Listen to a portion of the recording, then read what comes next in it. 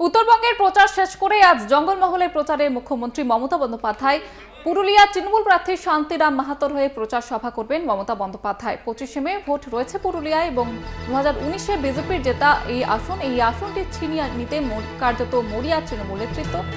এবং আজ জঙ্গলমহলে মমতা বন্দ্যোপাধ্যায় পুরুলিয়ায় জনসভা করবেন তিনি এবং তৃণমূল প্রার্থী শান্তিরাম মাহাতোর হয়ে এই প্রচার এবং 19-এর লোকসভা ভোটে যে বিপুল ভোটে জয়ী হয়েছিল এই আসনটি এবং সেই আসনটি ছিনিয়ে নিতে কার্যত মরিয়া তৃণমূল। আজ সেই লক্ষ্যে সভা রয়েছে মুখ্যমন্ত্রী মমতা বন্দ্যোপাধ্যায়। পুরুলিয়ায় জনসভা করবেন তৃণমূল নেত্রী মমতা বন্দ্যোপাধ্যায় এবং তৃণমূল প্রার্থী শান্তিরাম মাহাতোর হয়ে আজকের এই প্রচার সভা। 19-এর ভোটে পুরুলিয়া আসনে জয়ী হয় বিজেপি এবং সেই আসনটি ছিনিয়ে নিতেই কার্যত মরিয়া জোড়াফুল শিবির। আপনাদের আবারও একবার জানিয়ে রাখবো, উত্তরবঙ্গে সভা শেষ করার পরে প্রচার শেষ করার পরে আজকে জঙ্গলমহলের দিকে নজর মুখ্যমন্ত্রী মমতা বন্দ্যোপাধ্যায় এবং আজ সেখানে প্রচার সভা করবেন মমতা বন্দ্যোপাধ্যায়। উত্তরবঙ্গের প্রচার শেষ করে আজ জঙ্গলমহলে যাবেন মুখ্যমন্ত্রী মমতা বন্দ্যোপাধ্যায় এবং পুরুলিয়ায় তৃণমূল প্রার্থী শান্তিরাম মাহাতোর হয়ে প্রচার সভা করবেন মমতা বন্দ্যোপাধ্যায়।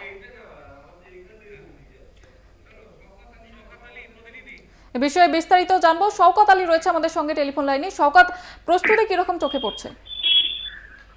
দেখো, এই লোকসভা নির্বাচন ঘোষণার পর জেলা পুরুলিয়াতে প্রথমবার রাজ্যের মুখ্যমন্ত্রী আসছেন নদুরকা ময়দানে সভা করার জন্য। আর এই নিয়ে ইতিমধ্যে যারা তৃণমূল কর্মী সমর্থকরা তাদের মধ্যে উৎসাহ উদ্দীপনা দেখা দিয়েছে।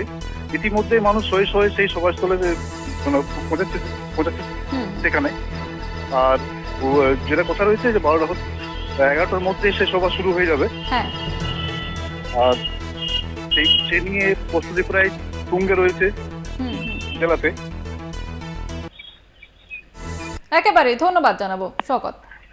আমাদের প্রতিনিধি শওকত আলী ছিল আমাদের সঙ্গে টেলিফোন লাইনে। আপনাদের যেমনটা জানাচ্ছিলাম যে উত্তরবঙ্গের প্রচার শেষ করে আজ জঙ্গলমহলে সভা রয়েছে, পুরুলিয়ায় সভা রয়েছে শান্তিরাম মাহাতোর সমর্থনে।